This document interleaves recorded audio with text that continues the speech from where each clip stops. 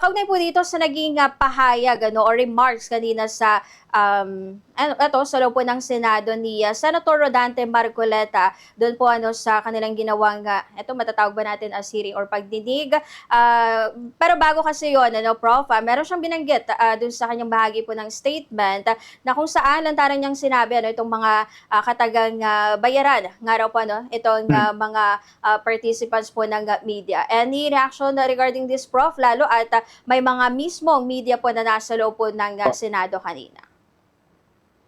Pinapakita nito na talagang sorry to say the word, napaka-arrogante niya.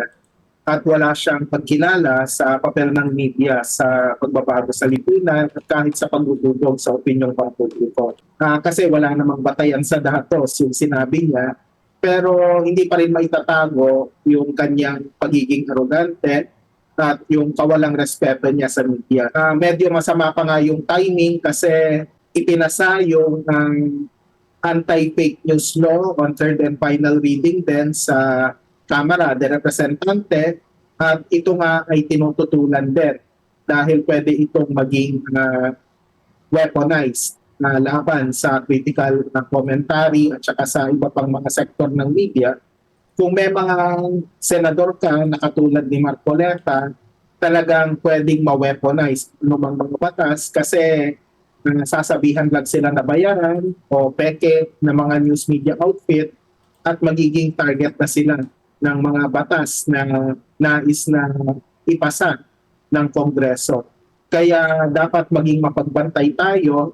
Ulitin ko lang yung anti-fake news law na ipinasa sa House of Representatives, dapat harangin po yan sa level ng Senado kasi nga yung risk of weaponization is real, lalo na't may mga katulad ni Marcoleta na nasa posisyon. At talagang nakakainis, nakakagalit pa rin yung ginawa niya. In other words, Bongbong Marian, hindi sapat yung ginawa niya. Kung tatanungin mo ako, how can he make amends sa kanyang ginawa, matindi na yung damage na ginawa niya Kasi maaalala mo, 6 years ago, may pinasara siyang isang broadcast network at tuwang-tuwa pa siya, proud na proud pa siya dun sa ginawa niya.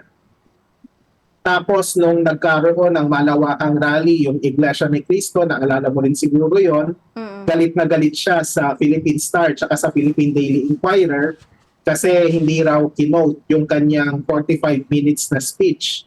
Siguro yung isa pang challenge kay Marcoleta, mag-resign na lang siya. May option naman para magbitiw bilang senador. Alam mo kung bakit? Kasi paano ka pa tatawaging honorable kung yung pagiging arrogante mo dumating na sa sukdulan na walang batayang datos dun sa sinasabi mo. Ang dahilan po ng pagtutol ng maraming mga kinatawan ng Kamara de Representante po ay dahil yung ipinasa ay essentially ito yung D. Marcos Bill na sa totoo lang hindi ka tanggap-tanggap kasi hinahayaan mo yung mga political clans na magkaroon ng pwesto sa national level at saka sa local level din. At saka pwedeng magsabay-sabay sila na tatakbo basta't sila ay nasa iba't ibang lugar, nakakalat sa iba't ibang lugar ng Pilipinas. Yun ang laro naman ng mga political dynasty sa kasalukuyan. Tapos hanggang second degree of consanguinity lang nakalagay doon sa saligang, doon sa pinasang na batas na ito, ang ninanaisa na natin fourth degree. Kasi pag second degree, ang limitasyon lang yan mula sa iyo, yung magulang mo, yung mga anak mo, at yung mga kapatid mo. Hanggang doon lang. Hindi kasama yung mga pinsan, yung mga uncle, yung mga auntie, na kumbaga ibang degree of consanguinity naman yon. Kaya napakalimitado. Tapos yung dynastic succession, hindi rin pinagbabawal. Kaya nga dapat parati tayo maging mapagbantay at talagang gugulan natin ang panahon yung pagsusuri sa nangyayari sa ating lipunan. Kasi sa totoo lang, nagiging katawa-tawa na tayo sa ating bansa, iba't ibang bahagi ng bansa dahil sa ginagawa ng ating mga politiko. Mag-exert tayo ng enough public pressure para yung mga nararapat lang yung nasa liderato po ng Senado.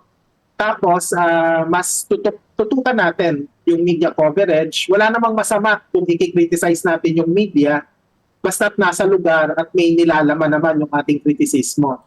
Pero kung yung kritisismo ay katulad ng ginawa ni Marcoleta, dapat i-call out natin yung mga katulad niya na talagang walang batayan yung sinasabing bayaran yung media at talagang yung kanyang pagiging arrogante dapat patuloy nating ine-expose.